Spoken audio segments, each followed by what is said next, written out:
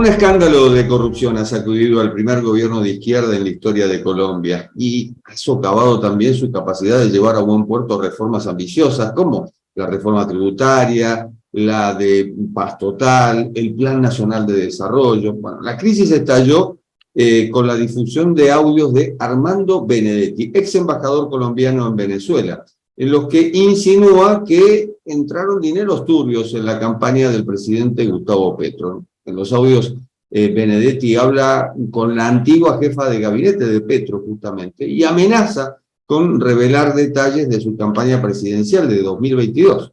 Benedetti fue presidente del Senado, se queja de que no le dieron el puesto de ministro del Interior después de que quedó vacante en abril y profiere insultos contra Laura Saravia, ex jefa de gabinete de Petro. Dice Benedetti que recaudó casi $4 millones de donantes para la campaña y que no le han dado un espacio político, el espacio político que merece después de ayudar a Petro a ganar los comicios de 2022. A esto se suma en el Congreso una coalición debilitada, sin los votos de los partidos de la U y conservador, y con los del liberal y el verde en duda, y la falta de tiempo para discutir y aprobar las reformas proclamadas por Petro durante la campaña. Juan Carlos Rincón es periodista, escritor, profesor universitario, conferencista, abogado con maestría en Derecho de la Universidad de los Andes de Bogotá, trabaja como editor de opinión del periódico El Espectador de Colombia y es el director de La Puglia. Juan Carlos, ¿quiénes son estos personajes que rodean a Petro? Jorge, qué gustazo estar acá, muchas gracias por la invitación. Entonces, Petro hizo algo muy distinto en su campaña presidencial del 2022 y es que aprendió que solo no podía llegar a la presidencia.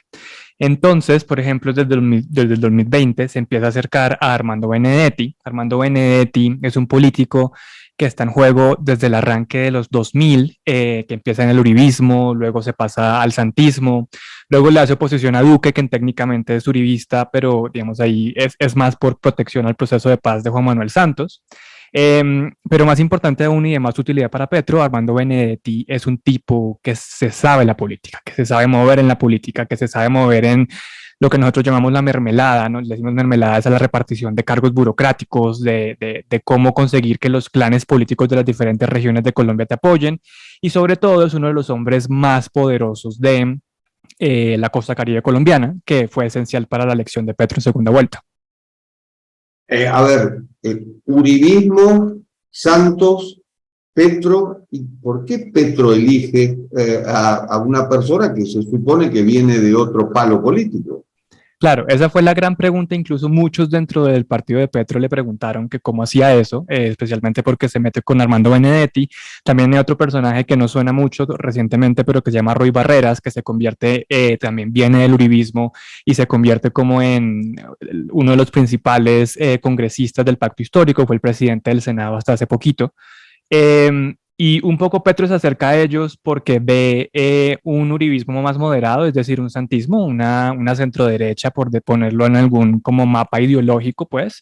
Aunque bueno, Benedetti dice que siempre ha sido de centroizquierda, pero hay que cuestionar eso. Y Petro se acerca a ellos porque también quiere acercarse a la clase política, ¿no? Lo que él llama el establishment, y cree que en ellos hay una puerta de entrada. Y en efecto, en un momento lo hubo, y hubo como unos acercamientos, y esa gran alianza que se forma en segunda vuelta parece ser la izquierda tradicional de Petro con una parte de la política tradicional colombiana, en camino de Benedetti, en camino de Barreras y de otros personajes. ¿Y en qué pueden quedar las reformas que se propuso Petro? Esa es una gran pregunta. De hecho, ayer hubo marchas, algo muy interesante, aunque bueno, esto creo que pasa en Argentina y ustedes están más acostumbrados que nosotros, pero hubo marchas convocadas por el gobierno. Eso es algo que nosotros no habíamos visto, porque Petro dijo que quería refrendar sus reformas por el pueblo y con la gente, y también Petro anunció 3 reformas más, una educativa, una de servicios públicos y otra que viene en camino. Y a eso se le suman ahorita las que están en el Congreso, que son salud, pensiones y trabajo. Esas son las 3 principales que le está moviendo.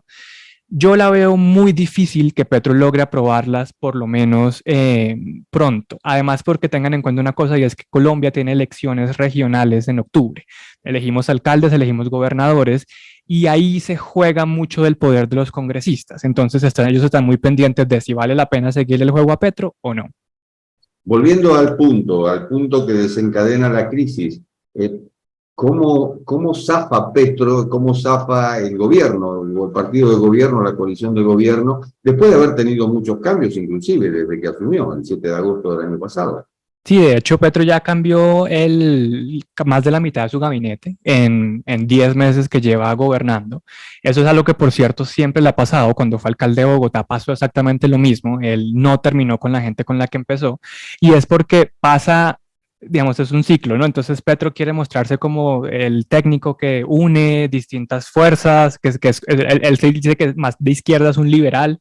Pero lo que termina pasando es que el ala liberal no va de la mano con lo que él en realidad quiere lograr y pues terminó echándolos y nombrando ministros mucho más leales. Ahora, sobre la pregunta de cómo se zafa de este escándalo, un poco Petro está protegido porque no hay datos exactos de cuál es la denuncia. Un poco los audios que se filtraron son graves y Benedetti habla de los 4 millones de dólares que tú mencionaste, pero luego en otra entrevista como que se echa para atrás, dice que él no sabía, que no sabe el tema, que tiene como rumores. Entonces, pues al gobierno le queda muy fácil decir, no, pues eso es un tipo que está diciendo un montón de cosas. De hecho, el canciller le dijo drogadicto. Eh, Ese es el nivel de debate en el que estamos. Y el gobierno dice, no, pues eso es unas cosas que él dice porque está molesto, pero no hay nada. Y en efecto, hasta ahora no tenemos pruebas duras de ningún tipo de financiación no reportada, solo la sospecha. ¿Colabora la justicia con la impunidad? Totalmente. Además, porque los delitos electorales en Colombia, o por lo menos los de financiación, los investiga el Consejo Nacional Electoral, y el Consejo Nacional Electoral está compuesto por magistrados elegidos por los políticos del Congreso. Entonces, históricamente, el Consejo Nacional Electoral es impunidad totalmente. Entonces, ellos van a investigar, pero es muy difícil que un ente político llegue a fondo de esto. También está por otro lado la Fiscalía, pero la Fiscalía ha tenido un problema y es que el fiscal tiene ambiciones políticas y se le ha visto como su rechazo a Petro muy públicamente. Entonces, también hay cuestionamientos de qué tanto puede la Fiscalía llegar al fondo de esto. Ahora, un poco lo que todo el mundo está esperando es que Benedetti decida cantar, ¿no? Como si él sale a hablar y aclarar exactamente a qué se refería, ahí sí se revoluciona el país. Pero no es muy claro ahorita qué vaya a ocurrir. ¿Qué me decís de la oposición política? ¿Hay posibilidad, por ejemplo, de que lo citen a Petro y te pregunten de dónde sacó la plata para la campaña? Sí, en Colombia hay un proceso de impeachment muy similar al que hay pues, en Estados Unidos, al que hay en Brasil. No sé cómo funciona en Argentina, pero me imagino que debe ser similar, que es un juicio político. Ya se introdujeron en la comisión de acusación, se llama, de la Cámara de Representantes, una denuncia contra Petro, pero lo van a investigar 2 congresistas del Pacto Histórico y uno de la oposición. Entonces es muy probable que eso sea más un acto simbólico a que llegue a una investigación seria o que el presidente tenga que responder. ¿Ahonda esto el descreimiento en la clase política en Colombia?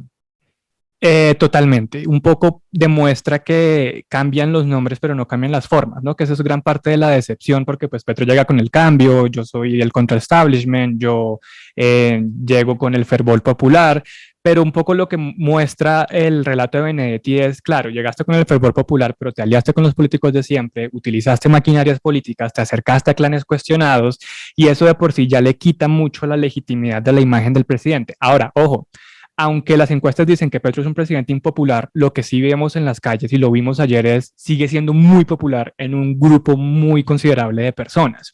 Entonces lo que va a terminar pasando en Colombia muy seguramente es que la polarización se va a seguir empeorando. Un grupo importante de personas, bien lo dijiste, pero a ver, hay una división en Colombia que es sobre todo los grupos urbanos y en cierto modo Petro representa a esos grupos urbanos que no son la mayoría del país. Sí, digamos, Petro tiene mucho respaldo un poco como en la clase media, especialmente en la clase media trabajadora. Entonces, por ejemplo, tú en las calles ayer viste a los sindicatos, viste, pues Bogotá, salieron unas 16,000 personas y la mitad las puso Bogotá, también porque el presidente salió a marchar en Bogotá. pero también hay una gran pregunta del resto del país, si se está viendo representado o no, y sobre todo, y lo que muestran las encuestas de favorabilidad es que no. Ahora, los presidentes en Colombia suelen ser impopulares, es decir, esto no es nuevo. Duque también tuvo una impopularidad casi que desde que llegó al cargo. El problema que tiene Petro encima es que su gobernabilidad es mucho más limitada porque tiene muchos más partidos políticos que podrían oponerse a él si lo desean.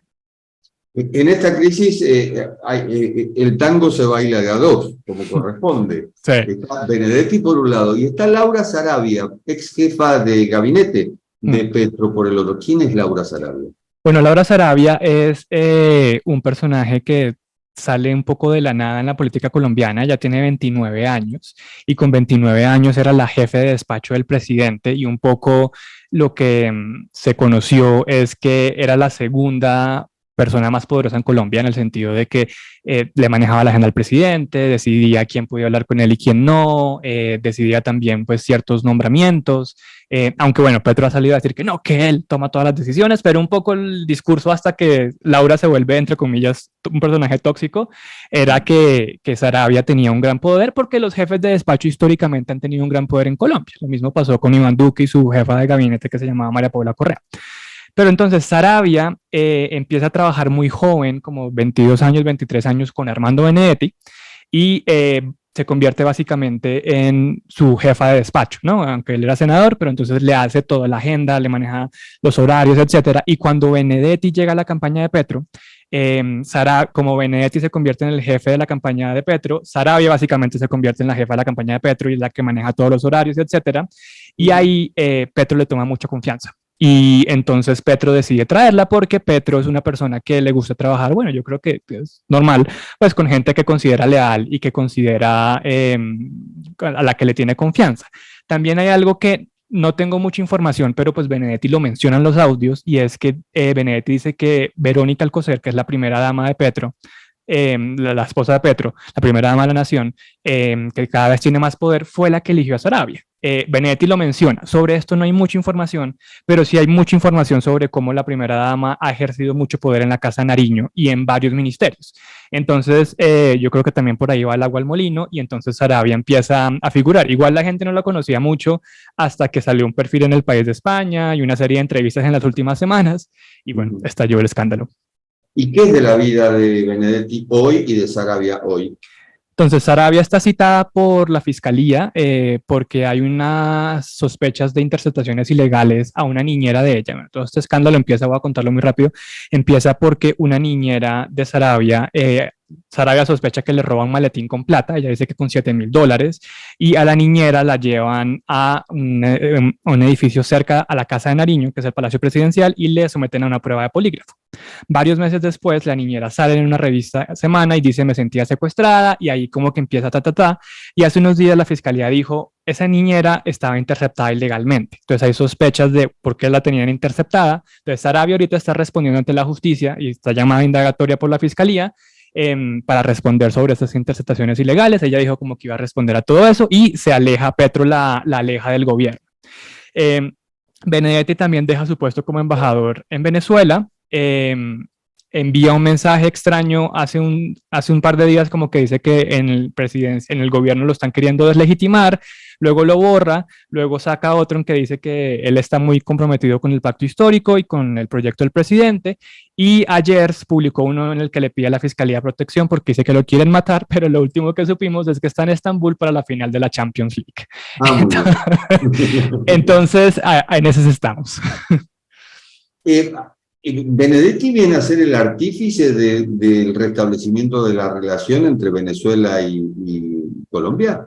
Benedetti fue puesto en la Embajada de Venezuela para retomar esas relaciones, sin embargo, lo más probable es que toda esa comunicación fue directa entre Maduro y Petro, pues porque el petrismo ha tenido cercanías a la izquierda venezolana y Petro también pues abrió la puerta desde que llegó a la presidencia, y él lo dijo en campaña, es decir, esto no fue una sorpresa.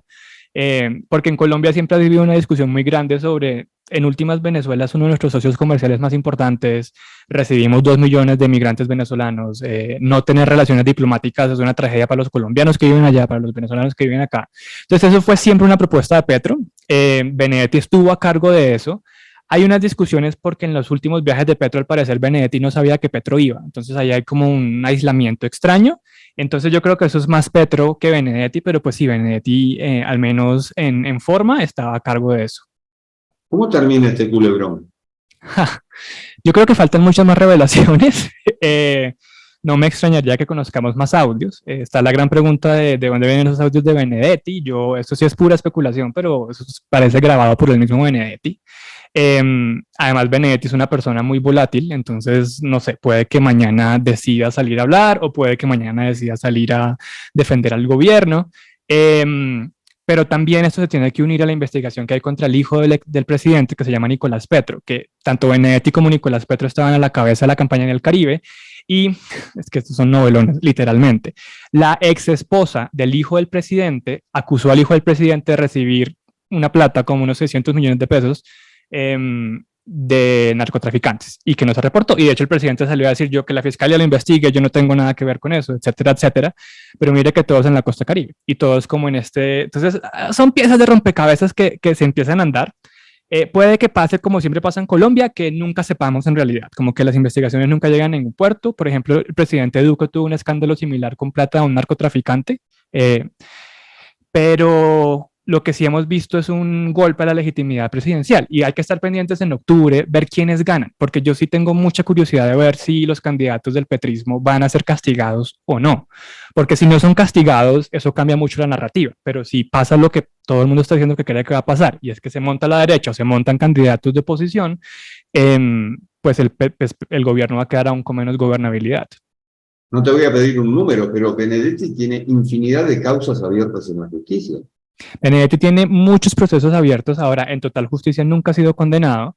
En realidad, él ahorita está trasnochado por un proceso en particular, y es por que la Corte Suprema le encontró 3.000 millones de pesos. 3.000 millones de pesos son más o menos como $1,500,000, más o menos, que no supo justificar durante su estadía en el Congreso. Pero la buena noticia para Benedetti es que el caso llegó a la fiscalía, y la fiscalía parece que lo va a dejar morir el caso, no Benedetti. Pero sí hay hay muchos escándalos y muchos casos que no terminan en nada, pero testigos que desaparecen, otros casos que simplemente quedan ahí como volando, porque estamos hablando de una persona que tiene mucho poder. Es que el tema con Benedetti es que aunque ahorita parezca pequeño y lo quieran minimizar, en realidad es una persona que ha determinado la política colombiana las últimas 2 décadas, no es cualquier individuo. La pregunta del millón, ¿Petro es de izquierda?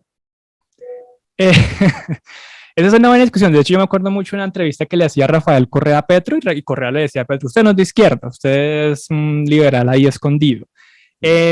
Yo juzgo a Petro por sus propuestas de reforma. La verdad, sus propuestas de reforma son bastante mesuradas para lo que una izquierda un poco más vehemente podría proponer, pero yo sí creo que también son en ese sentido mesuradas, pues porque Petro sabe que no puede lograr los cambios que quisiera. En ese sentido es como un reformista que tira a la izquierda, pero Petro sí tiene un problema, y esto sí es una característica, bueno, eso es que lo vemos a la izquierda, pero también a la derecha, es el mesianismo, ¿no? Y es como esta figura de yo soy la voz del pueblo, ¿no? AMLO, Maduro, el mismo Uribe en su momento. Y eso es lo que más preocupa, incluso más que sus ideas. En verdad lo que más preocupa es como estos deseos de pelear con la prensa, de crear enemigos, ¿no? Él habla de los descendientes de los esclavistas versus nosotros. Entonces ese autoritarismo, que sea de izquierda o no sea de izquierda, es lo que prende las alarmas, eso es lo que más angustia. Lo que se llama autocracia hoy día. Exactamente. Juan Carlos Rincón, ha sido un placer. Muchísimas gracias. Jorge, qué gustazo. Muchas gracias. Encantado. Y esto ha sido Cuarto de Hora, el programa de Canal TV, estos 15 minutos y monedas en los cuales analizamos y preguntamos sobre todo qué pasa en otros países, en este caso, qué pasa en Colombia. Nos reencontramos en la próxima. Chao.